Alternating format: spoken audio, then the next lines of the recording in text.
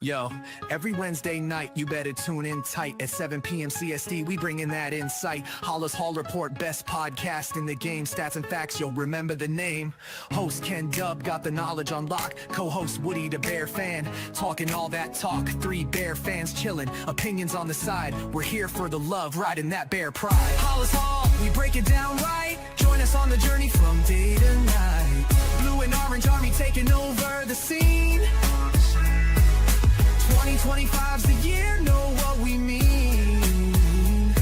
Bear fans unite, it's our time to rise. Sunday mornings, pre-game vibes in the skies. Lions think they're fierce with Dan Campbell's call, but all that greed ain't gonna help them at all. Same old story, we know how it goes. They just can't compete, everybody knows.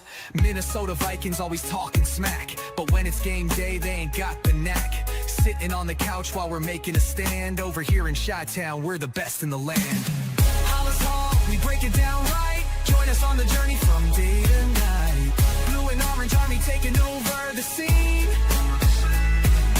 2025's the year, know what we mean. Their fans unite, it's our time to rise. Sunday mornings, pre-game vibes in the sky. Packer fans yell blow pack blow, but can't see the truth. We're stealing the show. Rivalry heated, but we stay real cool. Halas Hall Report, yeah, that's the rule. With every episode, we build that hype. Stats and team news, we got the right type.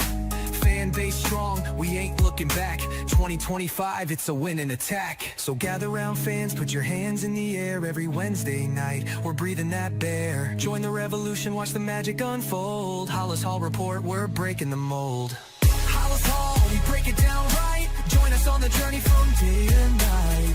Blue and orange army taking over the scene. 2025's the year, know what we mean. Their fans unite, it's our time to rise. Sunday mornings, pre-game vibes in the sky. So mark your calendars, don't miss a beat. Every Wednesday night, Halas Hall can't be beat. Stats, facts, team news on deck. Halas Hall Report, what did you expect? 2025, the Bears are here to stay. Blue and orange in the north, leading the way. And good morning and a happy football Sunday morning, where we actually have a Bears game here in about an hour. Of course, with us this morning, we got the man who never has an opinion on anything, Woody. Good morning, Woody. Good afternoon. It's 12. It's noon on the East.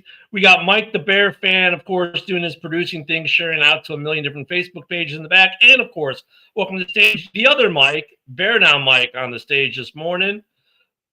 There we go. Good morning, Mike. Good morning. Oh, my God. It's good afternoon, guys. Okay? Oh, it's noon over there. It's 11 over here. Right. The real Eastern time. These East Coasters, Mike. It's right, just, yeah, what can you do? Politics. Pretty soon, well, no, actually, when he makes his move, you'll still be an East Coaster. I will be. Yeah, imagine that. Yep. All right, so we got us a game today that's had all kinds. This game, going back, Woody, to and Mike, I think you were here when we did the predictions. Going back to preseason, we looked at the schedule and we're like, yeah, that's probably a game we're going to lose.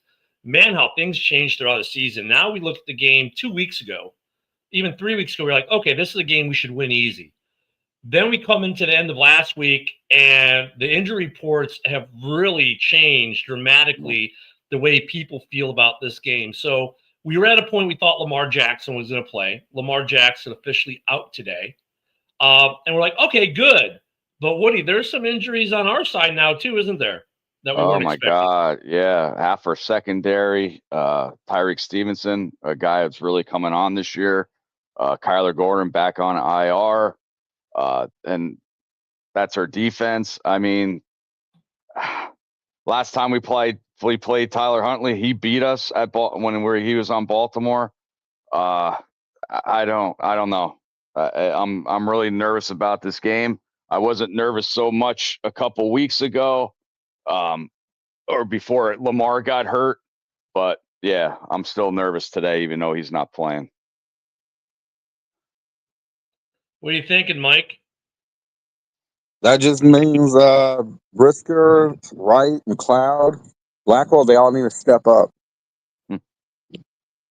Brisker did great last week. Let's do it again. It seems like Brisker does better with Kyler Gordon on the field with him. Oh, much better. Much yeah. better. So he's got it. I agree with you, Mike. He's been, before Kyler Gordon got back, he was a little bit laxed. Looked like he was playing it safe, obviously because of his 12-game concussion last year. But yeah, he's going to have to come on. I always want to see Blackwell, get in there and see what he does. I mean, Nashawn Wright is actually proven me wrong. I was not sold on him at all. He's picking it up. He does get burned a little bit, but that catch last week on an interception, he picked up and ran. But yeah, it's going to be, and I think TJ Edwards has got to have a big game too. With Derrick Henry's fumbles, he's got to do that peanut punch and get that, because Derrick Henry's going to be hungry because everybody's putting him down because of his fumbles. Yeah, I expect Tremaine to still continue being dominant. Yep. He needs to be. He's coming on. He's 3 interceptions this year. Let me bring up something for you guys really quick here. It looks worse than it probably really is, but I'll bring it up this way. Anywho, where is it at?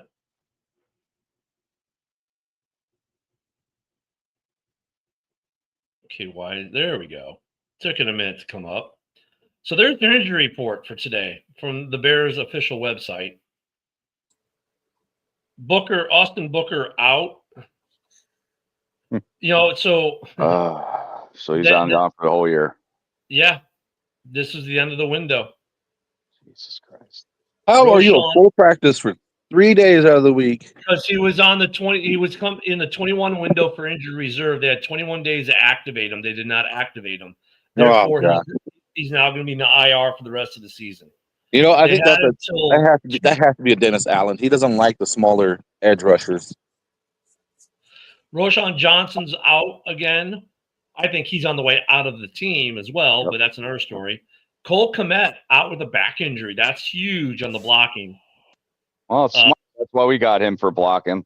Smart. Yeah, I expect Colston to have a nice little game. Yep. Amen. He's out. He was another one of those guys on the IR return. Of course, Tyreek being out hurts. The questionables, DeAndre Swift's going to play. Yep. I have a feeling Santos is not, and they're going to bring Moody up. If he's not 100%. Well, he had full practice 2 days. I don't know. Yeah, he's playing because Moody went back down. So hopefully this game doesn't come down to a 50-plus yard field goal. Yeah. And then, of course, Tremaine was full practice, Grady full practice, Moore full practice, Tooney full practice, Nashawn Wright full practice, thank God. Now, here's the injury report on them, of course, from the Bears site, so the game status isn't there. We know Lamar Jackson is out. But a lot of guys have full practices here, so it'll be interesting. We'll have to wait till we see. Well, Ken, what I don't understand, I'm watching Fox right now. The Ravens are at 1-5. Yep. Okay, I know they want to protect all their injured players, especially Lamar Jackson. He's actually on a rest game today and be expected to play next week. If they're 1-6 after today, I think they're pretty much done, aren't you? Yeah, I think they're pretty much done at that point. I mean, if they're 1-6, I mean, look, as of now, they'd have to win out to get to the playoffs. Right. They probably have to win out. So I would not have too much faith in them. Yeah, I think they're in protection mode. They want to protect Lamar for the future at this point.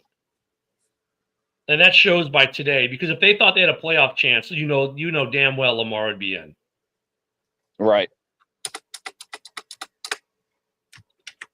Whereas we are in a playoff mode. I don't know, Bear. Now, Mike, what do you think?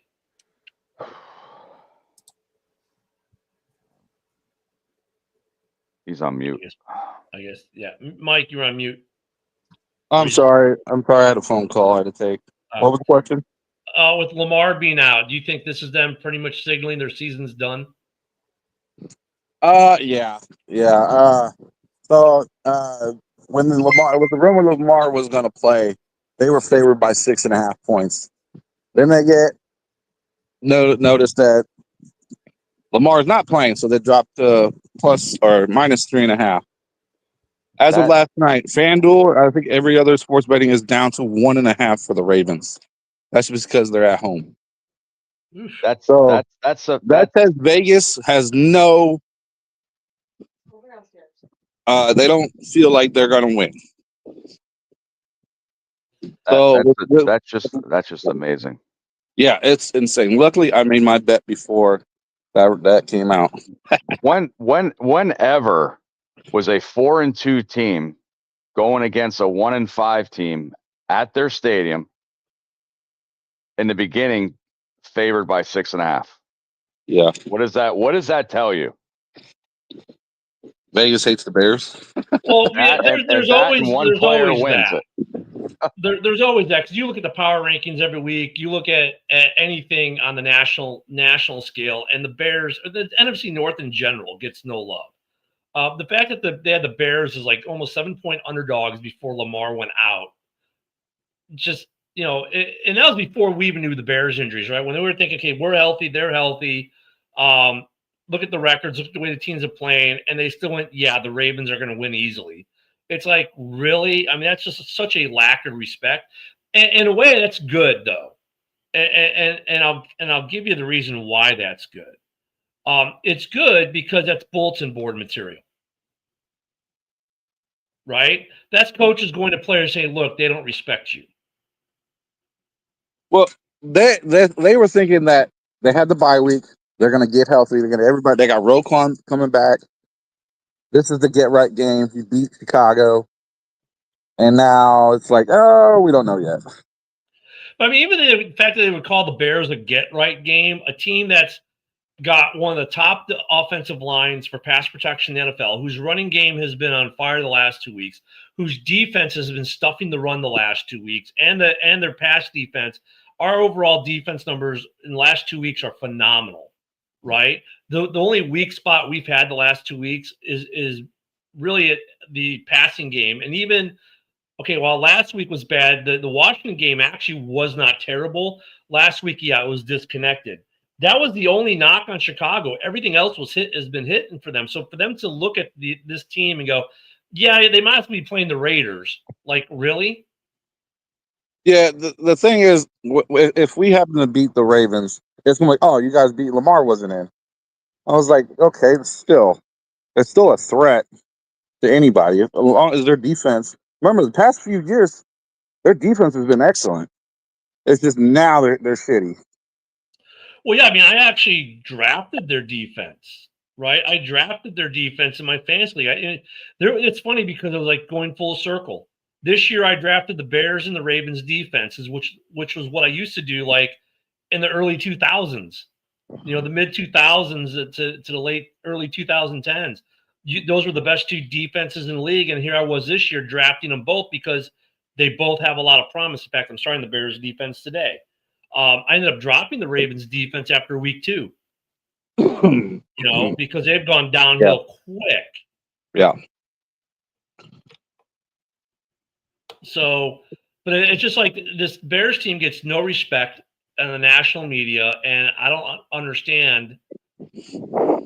Maybe someone can make us understand when the Packer fans are, whatever, because I know we got our Packer fans watching, Lions fans watching, and whatnot.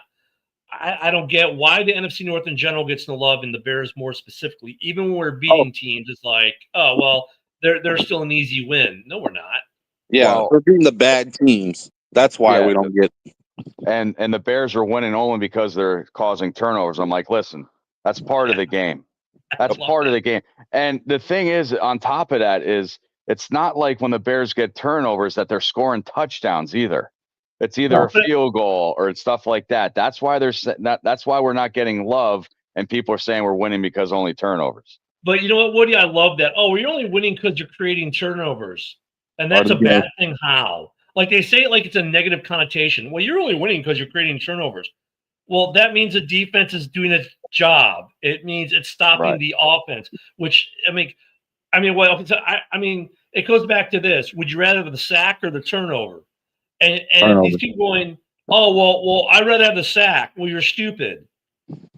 Because you know what? A sack, they still have an opportunity. Fucking Steve. Yeah. My God. Thank you, Steve. You found a way to get Woody going this morning. But My with the God. sack, you get a sack on first, second, or third, or first or second down. They still have the opportunity to get the first. You get the interception. There is no opportunity for them to get a first. They don't have the ball. So for them, people to say, well, you're only winning because you're creating turnovers. So we get no credit for that? I mean, come on. That's like You a know person what? at work This- getting a this- raise because they're doing an extra good job. Well, This is when you throw this in their face. We're the only team in the NFL that's been scoring over 20 points a game. Yep, only team. And I heard that the Bears are ranked number 1. Ken, you might want to look this. And big plays. Offensive line in the NFC North. Yeah, they are. And we're number 1 in big plays, too. Script. Hey. Oh, my God. Remember this moment. Take a screenshot of those rankings because that's a fucking shock. Yeah. That's a shock. Thank you. See, Brent gets it, too. He's like, what the hell are these people talking about? Right. Only winning because you're creating turnovers? Like, usually it's people complain because you don't get turnovers. Now it's a bad thing because all we're doing is getting turnovers. Like, okay, sure. Make that your reason why you're going to pick other teams over us or give us a lower ranking. Oh, well, the guys you're beating, I mean, okay, we just beat Washington, and you guys love Washington, right? Well, it's a big rival, too, so you got to remember it's that. a huge rival, supposedly, yeah. I mean, oh, my God. We beat a Cowboys team that's putting up points left and right on everyone that the Packers tied. But yet the Packers are ranked way above us, but they tied the team that we beat. So they tied the Packers and lost to the Panthers. And Dallas is a number 1 offense, and we only gave up 14 points to them. Yeah, no, nobody remembers that. No, I do. I was there. No, I'm not talking about the national media. CD was out. Okay, he wasn't out beginning of that game. Yeah. Yeah, it's not our fault that they screwed up. Yeah, Steve. We lost. We've got Tyreek Stevens is out, and of course Gordon. Kyler Gordon's out. Those are the two biggies. So the secondary is going to be like Kyler Gordon being out. Okay, we've played half the season without him, more than half the season without him. Fine, but this is the first time we've had Gordon and Stevenson out. So that's gonna have a negative effect if the Ravens can get a passing game going against the pass rush, and our pass rush was a lot better last week. Well, this is a comment. Please let me respond to this. Go to it. Who cares about the rankings? I'm guaranteed if the Packers were number 1 in offense, number 1 in offensive line, number 1 in defense, I'd be fucking hearing it the whole time. But yes, I do agree it's very subjective, but think if it was your team, you guys would be bragging as well. Yep. Yeah. For sure. I'm not bragging. I was surprised as shit when I seen that. Just when you told us. That's the only time I knew. I was like, holy shit, but I'm not bragging. I just brought it up. I hate the rankings, and unfortunately, the rankings also impact the betting lines, right? So I mean that's the other piece of it. So yeah, Steve, thank God you're not a Flyers fan. I have some room on the New Jersey Devils, the best team in hockey right now. We have room on that train right now. Come join me. Yeah. So, I mean, I don't know what to expect out of this defense, though. The one thing about last week's defense that was a little bit surprising was I mean, we've been getting pressures, right? That's why we've been getting interceptions. But last week, not only were we getting the pressures that led to turnovers, we were starting to get sacks on top of it. Mm-hmm. Do we continue that this week against the Ravens? We have to. We have to because Derrick Henry's going to get the ball. Huntley, he beat us the last time when he was starting for Baltimore. He's going to be running. He's very elusive and he can run. So 100% yes. You take a little bit of a story out of Brian Flores and mix it in with Dennis Allen and you pressure them the whole game. I mean, it's nice that our linebacking core is not injured, that we have everyone, right? We've got Edmonds and we got Edwards. I think when the two of them are in there together, that linebacking core makes such a massive impact on the running game. Fuck yeah, it does. Edwards, man, so ever since he's been back, the rush defense, holy crap. And he's getting in, making tackles for losses already. Yeah, they're a duo. And again, and I apologize, I said Edmonds might not be on this team next year. He is making a statement and proving me wrong. Yeah, with Edmonds, I think what it is people just looked at the contract and like, oh, but then now that we saw part of the year without him, and now we're seeing the with him, I think folks are going, oh, well, now maybe that contract isn't as bad as we thought. It's still not great number wise for the Bears. If they can do an extension where they can restructure and drop his price down a little bit, that would be great. But you see how big of a piece he is. And then DJ Moore. Look at I don't understand what knock there is on DJ Moore. Do you understand that? I'm not tracking that. Well, they're trying to say that Odunze is our number one. That's fine. Burden's coming on. Yeah. And a lot of these teams, they need a wide receiver, and DJ Moore is probably one of the top contenders on getting on another team. And people are clicking on this clickbait every time, DJ Moore, oh, they're going to trade him. They're going to trade him at the deadline for, the Kansas City, for example. Right. And it's all over the league too. AJ Brown going to the Patriots. Yeah. It's all clickbait. So DJ Moore, I think ever since last year when he walked off the field, the Bears fans are like losing his respect, and he's not getting the ball as much this year. Odunze is, and Burden's coming on. So I'm thinking that they're always taking a low man out and thinking they're trade bait all of a sudden. Yes, I know. We hit that. But we don't use the tight ends anyway. So it doesn't really do anything with the ball anyways. Right. Well, no, Komet plays a huge role in the blocking game for sure. Just like, people, I don't want to lose track of this DJ Moore thing, so we'll come back to that. I'll segue this real quick with the tight end thing. Kittle on his return had 0 catches, but if not for Kittle, CMC did not have the day he had. People forget how much blocking these tight ends do and how much they free up guys like DeAndre Swift, CMC, and how they, even with pass protection, how much they affect the pass protection. So Komet being out is huge with his blocking ability. Now, hopefully, next guy up, and we're good for the week. But going back to DJ Moore real quick, like people, along the same lines, DJ Moore does a lot for this Bears team that people don't understand. Like they see, okay, his targets might be down. Well, yeah, because there's more mouths to feed in this passing game now.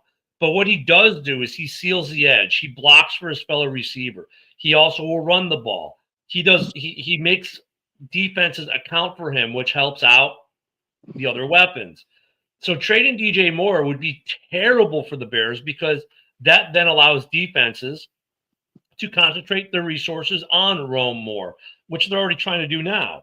You take a defense that you have the spread thin and you let them condense a little more, and that's not a good thing.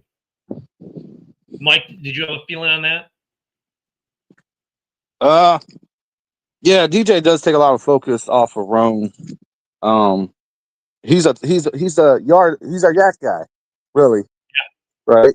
He's our yak guy. He breaks a lot of tackles. See, I was with the DJ Moore trade. Then when we spoke about saying how he takes the focus off of Rome because he's a threat, it made a lot of sense. And you don't sell a weapon when you're making a playoff push either. You add weapons. You don't take weapons away, right?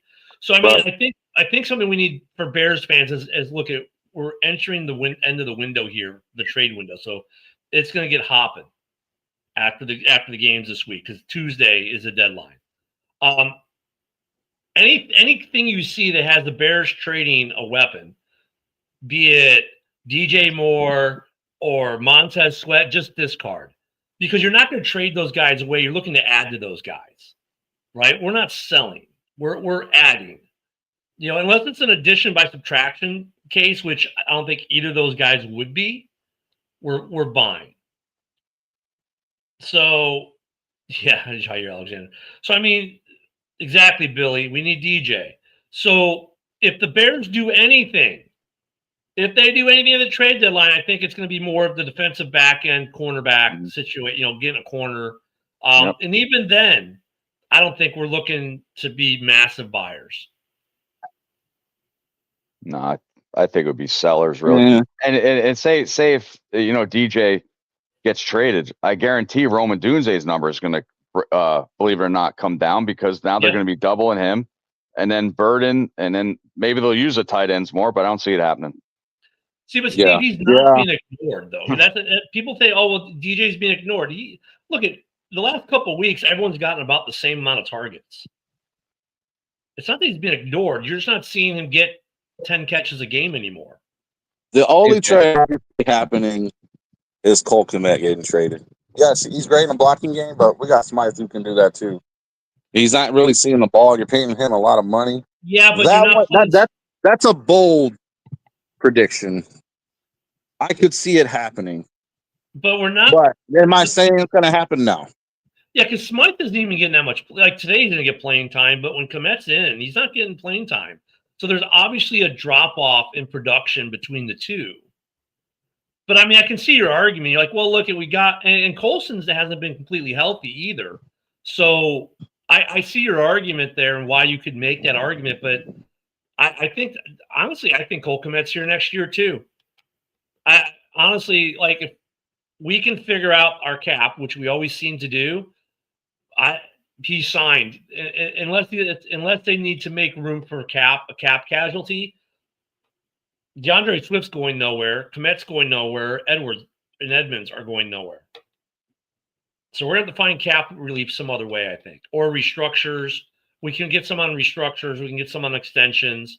But honestly, unless they can improve upon a guy who's better than, say, Cole Kmet, you're going to keep Cole Kmet. That's the other piece of the equation. Folks seem to forget we're entering a window. And yes, you'll make some moves, but do you move pieces that do a lot for your team, like DJ Moore, who, by the way, is on a team-friendly contract? Now, how do you guys feel about him? They did the same shit with Velus Jones, him getting the handoffs a couple times. I seen it like 2-3 times last week that he's running pretty good. Yeah, I like it.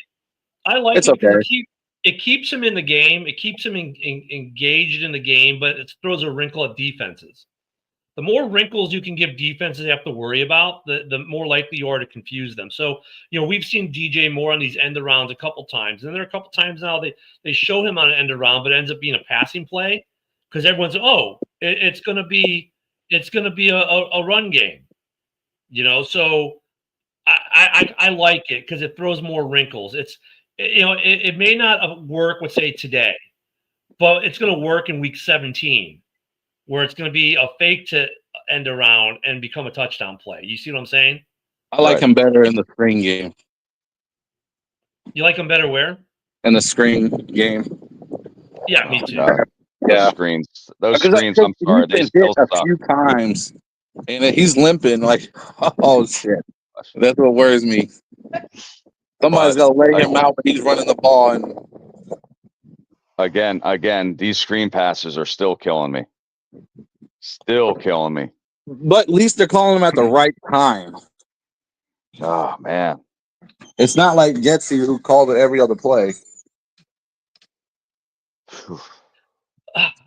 The officiating, we'll probably get a little bit better officiating crew this week because God, please, because of who they're playing. I didn't know if you guys knew, but they did fire a couple officiating or demote them. Yeah, because they go through the grading system throughout the year. From the Washington game? It's from the Washington. No, not from the Washington. I can't remember the names. There was 3 that were demoted to the college level. Because that Washington game, those refs were fucking terrible. Plus they were the most penalized, the most officiating that penalizes teams. It was their first Monday night. Yeah. Oh hell no. Yeah, that's the one thing I'll give the NFL credit for. At least with their grading system, they do kind of make the course correction on the refs. Hopefully, we get a better called game today. I, God, they've impacted so many games. That I mean, think about it, we end up winning the Washington game, but really it shouldn't have been as close as it was. Like that Roma Dunze touchdown, boom, that should have been a touchdown. The refs took that one away, and that was a bad call. And there have been bad calls on third downs where we've gotten stops that all of a sudden now we're first downs to just really ticky tacky bad calls. I don't know that are they really getting favored? The Lions got zero. The Chiefs got zero flags against the Lions, so that would almost negate that argument. They're check cleared. Yeah, they're check cleared. That's great. I love it. Hopefully the officiating is better. I hate to see this game get ruined due to officiating. The NFL does too because they realize the fans get pissed. And this has been a constant cry for the last couple years. More so, I don't remember. Excuse me. I do not remember it. Like 10 years ago, you didn't hear about the refs as much. Put it that way. We hear about the refs a lot more now. So, yeah, we'll get the score predictions here in a little bit there. Don't forget, before we do, make your way over to Mike the Bear Fan or Chicago Bears News on Facebook, and Mike will have Mike the Bear Fan will have the post up where you can put your game prediction. If you get it correct, he's still got that Devin Hester, because I missed it by 1 point last week, that Devin Hester signed photo that is the giveaway. Hey, I offered Mike to give him money for that, and he can move on to the next signed 8x10. But Mike says I was close, but no cigar. So I guess he's not taking money from me. Point. Right? Yeah. Whatever, Mike. What up, Yinzer? Yeah, 1 freaking point. I tell you. Yeah, but Steve, I want to see something that's really fucked up. Go ahead, shoot it. Yeah, come on, Steve. One prize at a time, and nobody said it. The next prize was the 8x10. Oh, okay. Is a meet and greet with Mike the Bear Fan the next one?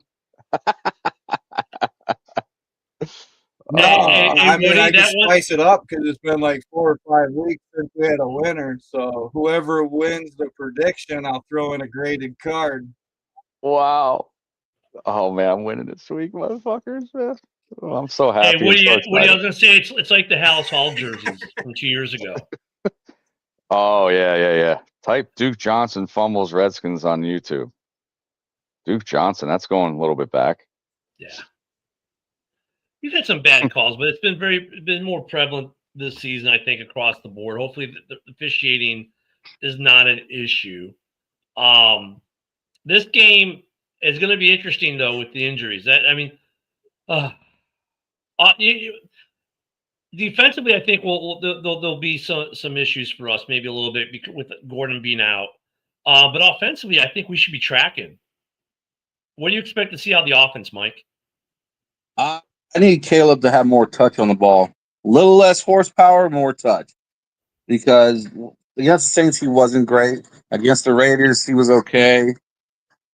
He's got to stop staring down Rome or just any receiver. He needs to manipulate the defense with his eyes. Because that interception he threw to Rome, DJ was wide open in the middle of the field. Oh, man. Yeah, yep. I caution on but so-and-so is wide open arguments, and here's why. And we keep saying this over and over again. And Mike, I'm not taking a dig at you in any way, because this is like tons of people. It sure fucking sounds like it. It's people say, well, so-and-so is wide open. Okay, those of us at home, we have an advantage of seeing it on our nice big 75, 85-inch, 100-inch screens, whatever you've got.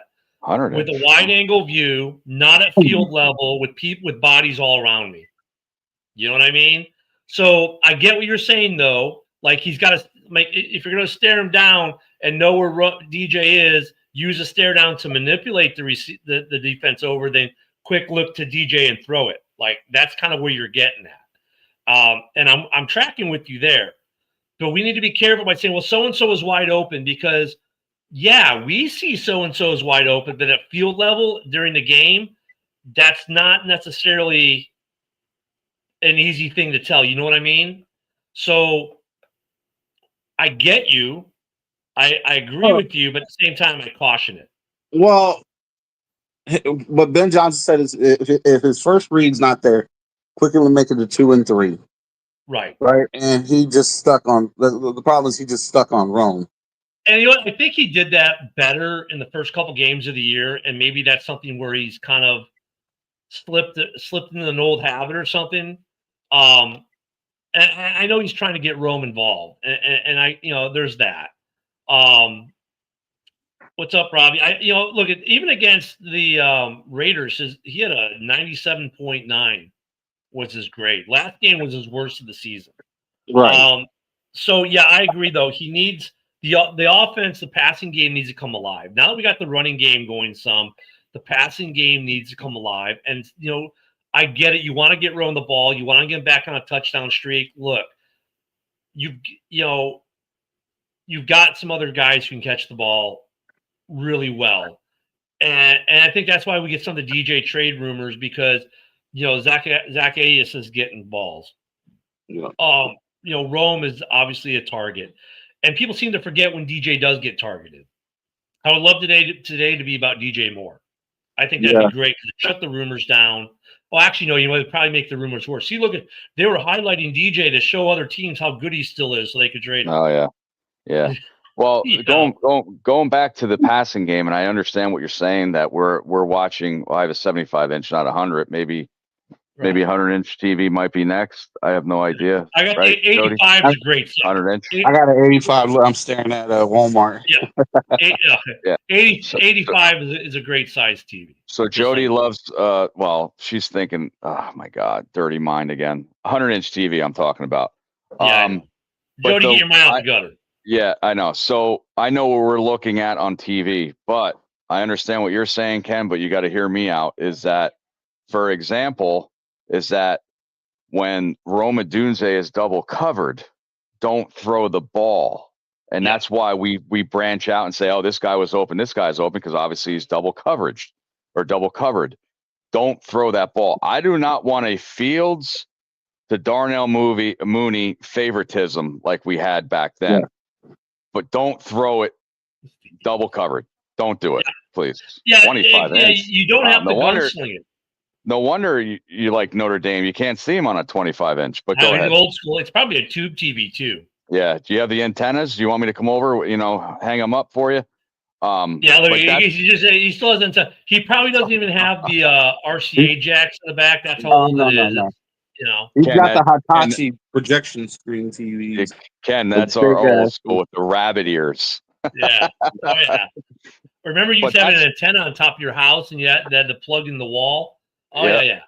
But that's what I'm worried about is the yeah, right. Favoritism. And I know we see people open. But why would you? That's telling me that he can't read a defense because he's thrown in double coverage.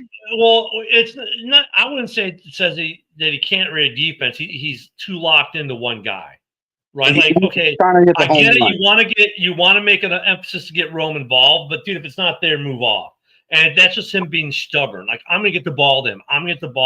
We know he can read a defense. We've seen him read the defenses. It's just like he's choosing not to. He's like, I am going to get Rome the ball at any cost. It's like, no, dude, get off that. Go back to what you're doing like earlier in the year when the passing game was going good. If Rome's double covered, dude, look at Zach Ayes, look at one of your tight ends, look at Swift in the flat. You've got other options. Like, take your eyes off him and go. Stop being so stubborn that I'm going to force the ball to him to get something going. It does you no good. And then you get you can't read a defense. Oh my God, you're a bust. Oh my God, you're not the answer stuff. This is a self-inflicting gunshot wound by Caleb in this case. He's just so stubbornly trying to get the ball to Rome. It's like, dude, you got other receivers. Right. Yep. Because he did it earlier in the year and he was getting the ball. And look, when he was doing it during the year early, Rome was getting a touchdown a game. Well, now I've got to force it to Rome. No, you don't. Well, for example, that 2-point conversion against Washington, the play was for Monangai. He was wide open. He wasn't even staring. He looked at him too. Yeah, that's the problem. He was looking in that direction. So that's what I'm afraid of. Here's another thing: when that pocket collapses and he escapes. Yeah, I love that he's keeping his eyes up. He's looking down the field, but there's nothing there. Just go. Because against Washington, he took that unnecessary sack for a loss like 7-8 yards instead of just throwing the ball away. You guys remember that one? Look, yeah, I mean, look, I think we're going to look at Ben Johnson's a good coach. We're going to see improvement on this, right? Right. That's the other thing I think we kind of lose sight on. Guys, this is year 1 of Ben Johnson. We're 4-2 right now, right? Through and coming into week 8, we're 4-2. The offense hasn't been a complete package. Let's be honest. The first 4 games, the passing game was good. The run game was trash. The last 2 games, the run game has been great. The passing game was mediocre, and then we'll call last week trash.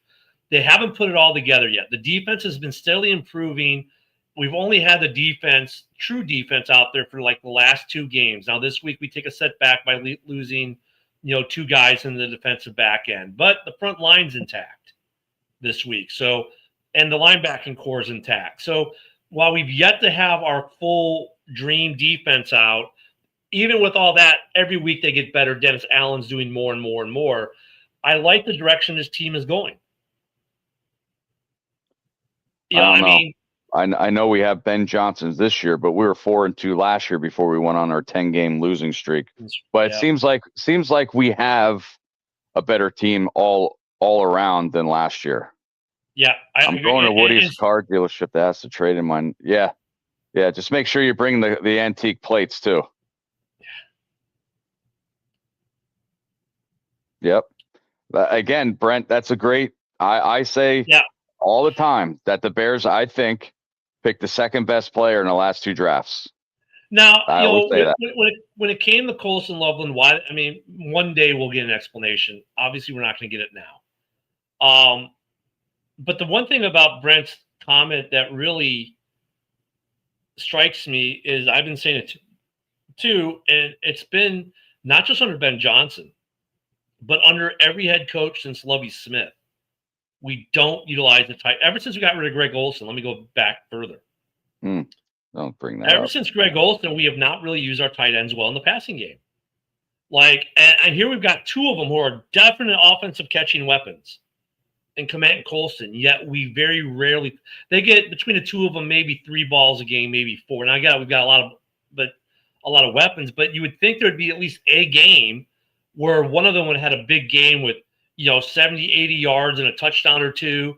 We haven't even seen that combined from them in a game. And I don't know if that's because we're having to use them so much in blocking, but it's like, come on, guys, what is going on here with the tight end? Is this the week because it's National Tight End Week day that we finally get Colson has that breakout game? I don't know. Well, since Greg Olson, we had Zach Miller, we had Trey Burton. Ever since that, because Zabrinski loved Trey Burton, loved him. But ever since then, it's like the tight ends are taken out of the game. I just the last couple of years is that tight ends are like Cole Kmet was supposed to be my sleeper on this team this year because of Moore, Dunze, Burden. But they're just like the playbook is like, okay, we want to throw the wide receivers instead of tight end. It's like the play, but they got to get these tight ends involved. Yes. And here's the thing. There have been drop issues, right? Zacchaeus, Rome, Komet against was that Dallas? Where he had 9 targets, only caught 3 passes. Yeah, but I would say the drop issues, though. You got if Caleb was putting it in your chest, you got to catch it. I would say the drop issues are within the statistical margin of acceptability NFL wide. These guys aren't dropping more than anyone. They're not dropping less than anyone. They're within the average, but we want them to be better than average. I wouldn't say we're like Green Bay was last year. It's just like the Zacchaeus one is highlighted because of when it was. He would still be running. That one's so highlighted. He'd still be running, but right? He probably would have made California by now. Yeah. And for Rome to be that number 1, you got to make those catches, those contested catches. You did it all in college. You got to do it here. But like T.O. dropped. Like look at some of the greats like Terrell Owens, guys like that. They're lots of drops in their careers. I get what you're saying, but I don't think we're not a drop issue team at this point. Our drops are actually pretty decent. And a lot of the targets where they're not catching, they're just, it's not that they're dropping, it's just they're targeted, but the ball's not, sometimes it's not a throwaway where he overthrows it on purpose because they're triple covered. Yeah, it counts as a target, but it wasn't catchable. But it counts as a target. But I get what you're saying, though. There are some drops that you've been like, oh, come on. We do have to get better at those, those easy ones. That's the thing. It's the easy drops that really get, like the Zacchaeus one. We'll keep coming back to it because he'd probably run all the way to China. Yeah. Before he stop him, I want to answer Steve's here. I don't think Ben Johnson favors any players. You take back from Detroit last year. He uses tight ends. Laporta is phenomenal. It's their running game that set up their passing game. So I don't think he favors any player on this team. Yeah, Steve. For most of us, it's like that. We've got 4 division games in that stretch. So it's the new way the NFL designed these schedules. So you get now this year we got a little bit of division early. Remember last year we had for the Bears we had no division games until the final 6. Right, that's final 8. We had 6 of our final 8. They so this year we had 2 early. We got 4 of our last 6, our division. So, yeah, I mean, Mike, though, going back to the dropsy thing, we got to do a little bit better at that.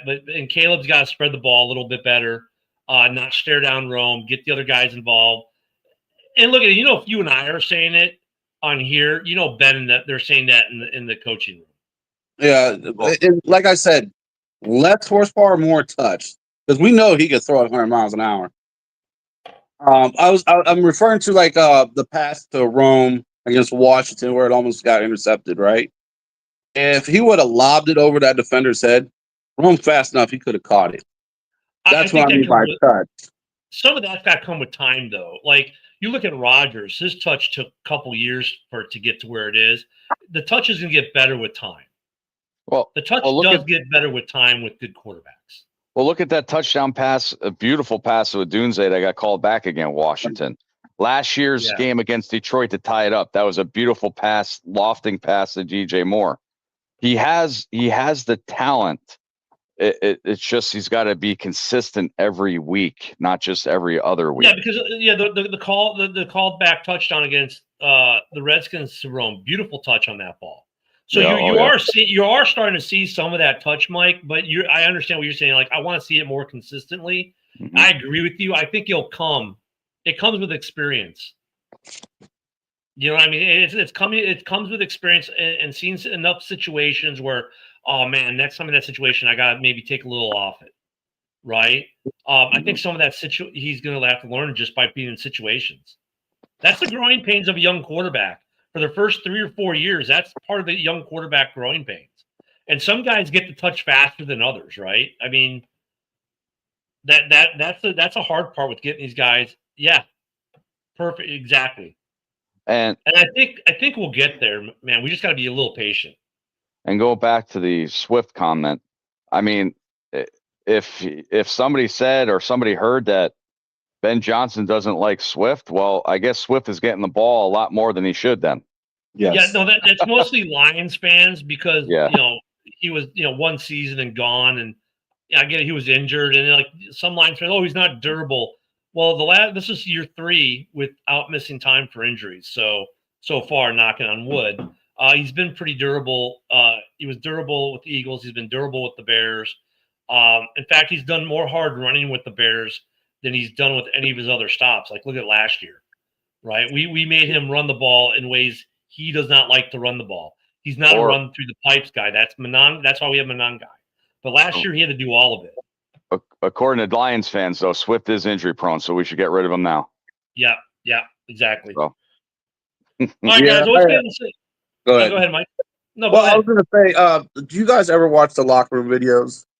Okay. I don't Does know. Anyone notice in the background that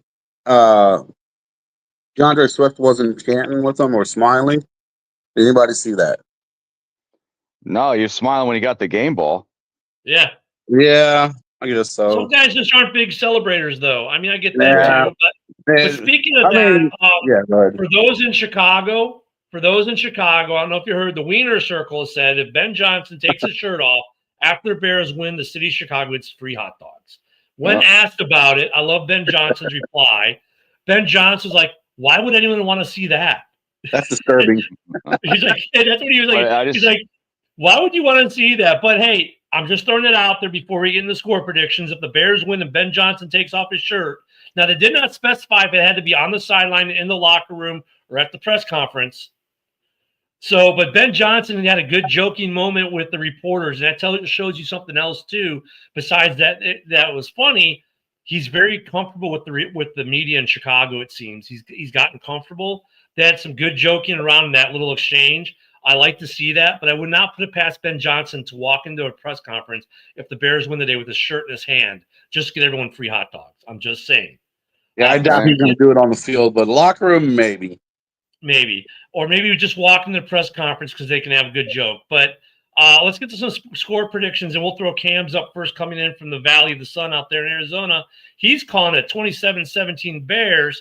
That is his prediction. Please don't forget to go to Chicago Bears News or Mike the Bear Fan to put your prediction on the page there. And if you get it right, Mike will be sending you, not the mic on the screen, the other Mike, will be sending you a sign. You'll get an inbox from him, and he'll be sending you a signed Devin Hester 8x10. Let me see. We got, and of course, Mike is going 31-20. So we got Mike the Bear Fan's prediction. Bear down, Mike. What's your prediction for today's game? 24-13 Chicago. Oh my God. Woody. I'm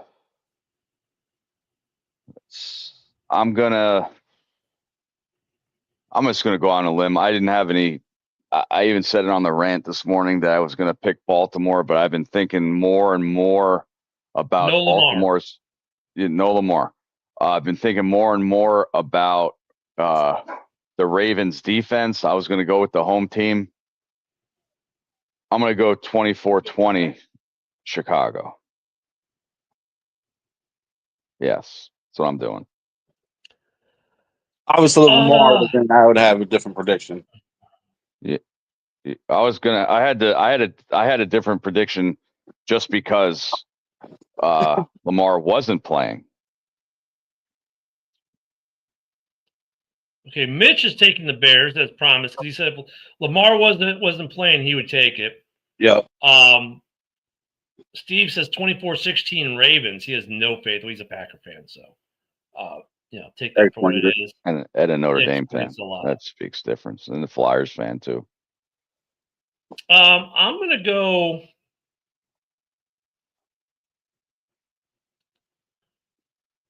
Oh God. Okay, I'll tell you. I'm gonna go in a minute. Hold on. Let me see.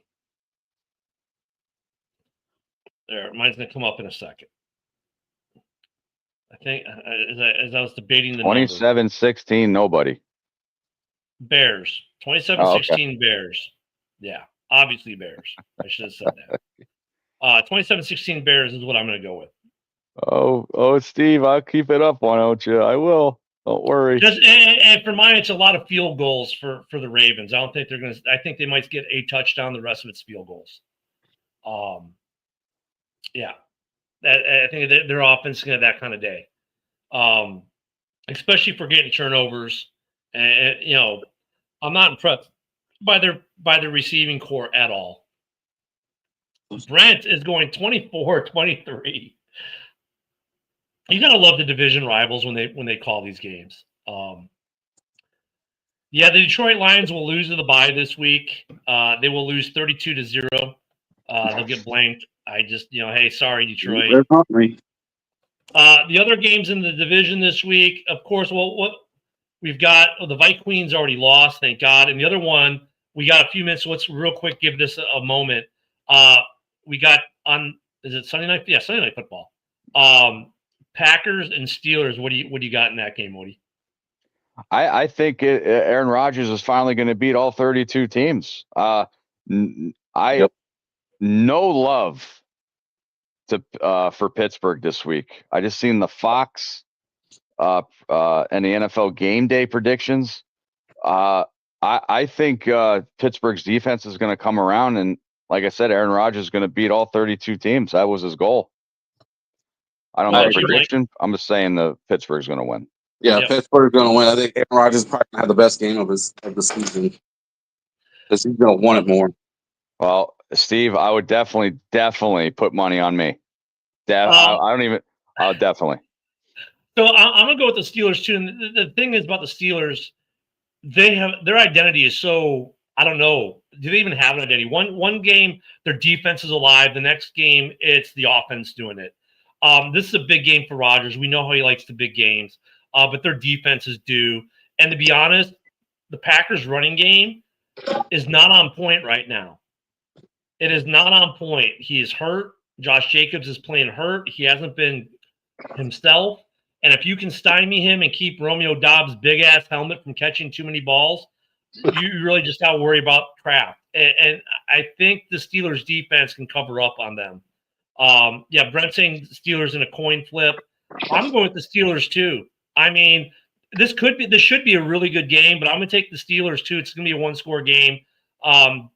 But because the Steelers have to be able to work offensively, and Green Bay's defensive front their front seven is damn good. Yeah, condom helmet. You can see Dobbs' helmet from space, I swear. But I think it's gonna be a really good game. Lots of defense in this game. I would not be surprised if this is the winning team scores less than 20 kind of thing. Well, just a little bit of I'm watching, obviously, the Bears-Ravens games on CBS. D-Hop is playing. He's in, but he's sick. He has an illness. And Hamilton, their big cornerback, is playing today. Yeah, in fact, speaking of Watts, we get a Watt calling the Bears game on CBS. Absolutely. So. And the Ravens give up 32 points a game. Holy fuck. That means Caleb should have a great game.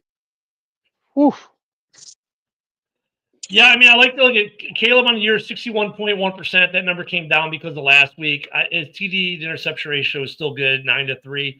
I think all those numbers go up. He's on track to be a 4,000-yard passer. To be honest, guys, I don't care about the 4,000 yards as much as I care about the big right there. And Watson's playing tonight. Big fucking deal. So they're going to drop more? Or, I mean, how's that going to – what is that a good thing? Yeah, I want to see Caleb completion go up. Right. I think today's big game for Bears Ravens, it comes down to this.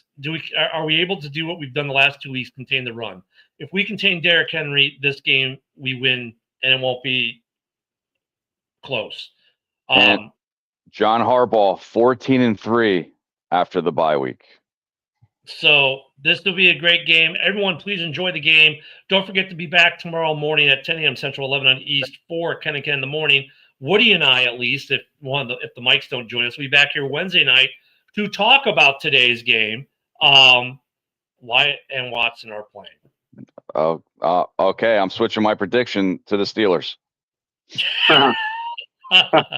Steve is going to make his meatball sandwiches. Watson's going to go down. Nobody's going to touch him. Right. Yeah. Thank you to everyone on Rumble, YouTube, X, and all the Facebook places where you watch us and catch us on the podcast. Don't forget to hit those clicks, likes, subscribes. They help out the show out immensely. We love your comments. We feed off your comments. As you can see, we're very interactive with the comments. So get involved with us. Woody and I don't bite. Mike sometimes does. We're working on that. I'll bite your kneecaps off.